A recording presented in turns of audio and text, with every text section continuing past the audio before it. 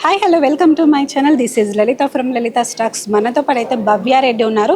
ఎన్నో కష్టాలు పడి మరి తను ఒక మోడలింగ్లో ఎంటర్ అయ్యి మరి మనకైతే కనుక మిస్ ఫెమినా 2024 అయితే కనుక మనము విన్నర్ అయ్యారు. సో తనతో అయితే మనం చాలా విషయాలు అయితే అడిగి తెలుసుకునే ప్రయత్నం చేద్దాం. ఎందుకంటే మనకందరికి చాలా ఇంపార్టెంట్.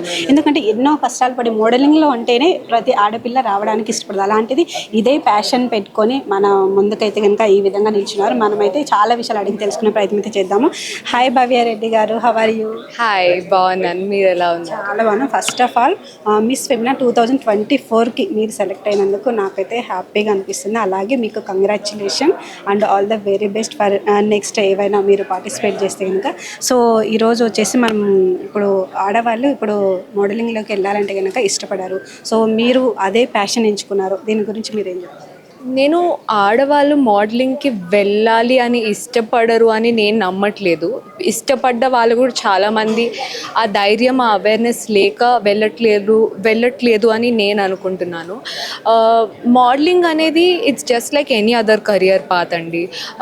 చాలామంది మోడలింగ్ అంటే అలా ఇలా అంటుంటారు. Until and unless you come and experience it when you work with the right people. Fortunately I had the privilege to work with right people in this industry. Chala talented, chala humble, chala manchi manushuలను కలిసాను. So Miss India తర్వాత exposure ఇంకా పెరిగింది. That definitely helped. So modeling is just like any other career path, and honestly modeling అంటే నాకు ఇంకా ఎక్కువ respect ఉంటుంది. Because ఇది ఒక ఫిక్స్డ్ పాత్ అన్నట్టు కాదు. మామూలుగా బీటెక్ తర్వాత ఎంటెక్ చేద్దాము, లేకపోతే అబ్రాడ్కి వెళ్ళి మాస్టర్స్ చేద్దాము అని ఒక ఫిక్స్డ్ ప్లాన్ ఉంటుంది చదువుల్లో. కానీ మోడలింగ్లో ఆ ప్లాన్ ఉండదు. ఎవ్రీ మంత్ ఎంత సంపాదిస్తాము ఏంటి అనేది మన చేతిలో ఉండదు. అయినా కానీ అంత ధైర్యంతో ఈ ఇండస్ట్రీకి వచ్చి అన్ని ఫ్యామిలీస్ అంత సపోర్టివ్గా ఉండరు. అయినా కానీ ఒక్కరే అంత కష్టపడి నిలబడి ఇండస్ట్రీలో ఇంత దూరం రావడం అంటే నాకు అలాంటి అమ్మాయిలను చూస్తే చాలా రెస్పెక్ట్ ఉంటుంది. Because I'm one of them. నేను స్టార్టింగ్లో మా ఇంట్లో కూడా పెద్ద అవేర్నెస్ లేదు, బట్ వాళ్ళకి తెలుసు భవ్య వాల్యూస్ మంచివి, తను ఏం చేసినా కరెక్ట్గానే చేస్తుంది, మేము మీకు సపోర్ట్ చేస్తాము, బట్ జస్ట్ బీ కేర్ఫుల్ అని చెప్పారు. సో స్టార్టింగ్లో నేను దేవుడిని మొక్కుకొని స్టార్ట్ చేశాను. అండ్ దాని తర్వాత స్టడీస్తో పాటు జాబ్తో పాటు మోడలింగ్ చేయడం it was definitely difficult. But miss India win అయ్యాక ఇప్పుడు ఫుల్ టైం మోడలింగ్ చేస్తున్నాను. అండ్ అవేర్నెస్ వచ్చింది, గుర్తుపడుతున్నారు నన్ను, ఆపర్చునిటీస్ ఎక్కువ వస్తున్నాయి. So all that you have to do is take that first step అండి. ధైర్యంతో ఫస్ట్ ముందడుగేసి కష్టపడి నిలబడాలి ఇండస్ట్రీలో. So you will be successful. ఇప్పుడు ఆంధ్రప్రదేశ్ నుంచి మీరు పార్టిసిపేట్ చేశారు కదా, ఆంధ్రప్రదేశ్లో మీది నేటివ్ ప్లేస్ ఏది? ఆంధ్రప్రదేశ్లో నేటివ్ ప్లేస్ అన్నట్టు కాదండి. సో బేసికలీ నేను తెలుగు అమ్మాయిని. మిస్ ఇండియాలో ఏంటంటే ఇక్కడ దెర్ ఆర్ 2 eligibilities అనమాట. You should either be in Andhra Pradesh are should be born in Andhra Pradesh. I was in Andhra Pradesh for some work during miss India auditions that time.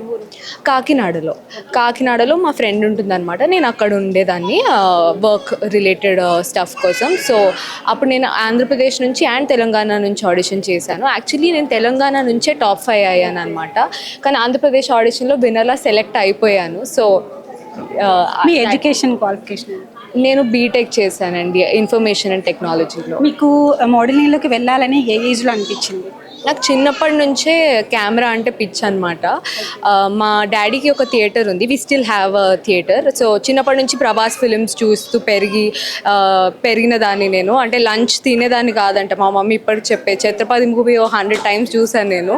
మా పనామకి మమ్మీ లంచ్ బాక్స్ ఇచ్చి పంపించేదంటే everyday 100 days ఆడింది మా థియేటర్లో Chhatrapati. 100 days నేను lunch Chhatrapati చూసుకుంటూనే తిన్నానంట.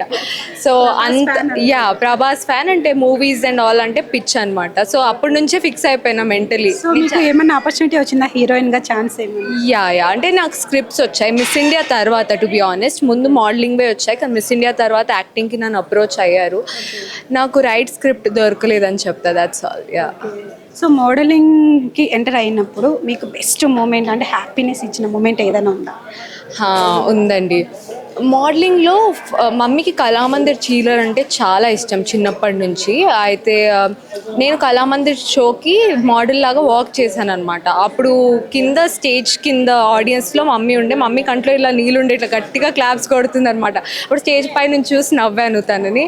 అప్పుడు చాలా హ్యాపీగా అనిపించింది. దాని తర్వాత చాలా మూమెంట్స్ ఉండే, but that was like my first ever happiest moment in model. Sad moment ఏమన్నా ఉందా? సాడ్ మూమెంట్ అంటే ఆనెస్ట్లీ నేను ఏదన్నా పాజిటివ్గా తీసుకుంటానండి. లైఫ్లో అప్స్ అండ్ డౌన్స్ ఉంటాయి, కానీ నాకు తెలిసినంత వరకు ఏది వర్కౌట్ అవ్వకున్నా I don't feel sad about it. I learn things, అంటే ఏం నేర్చుకోగలుగుతాను, ఫర్దర్గా ఎలా నేను బెటర్ అవ్వగలుగుతాను అంతే చూస్తాను. అండ్ ఏదైనా I think God has a plan అండి. ఏది చేసినా నా ఎయిమ్ ఇప్పుడు ప్రస్తుతానికైతే మోడలింగ్లో ఇంకా బాగా చేయాలి అండ్ హోప్ఫుల్లీ యాక్టింగ్లోకి వెళ్ళాలి. సో అందంగా ఉండాలంటే ఫస్ట్ మీరు చేసేది ఏంటి? అందంగా ఉండాలంటే హ్యాపీగా ఉండాలి. చాలామంది చాలా ఫన్నీగా ఇదేం చెప్తుంది అనుకోవచ్చు, but you honestly have to be happy.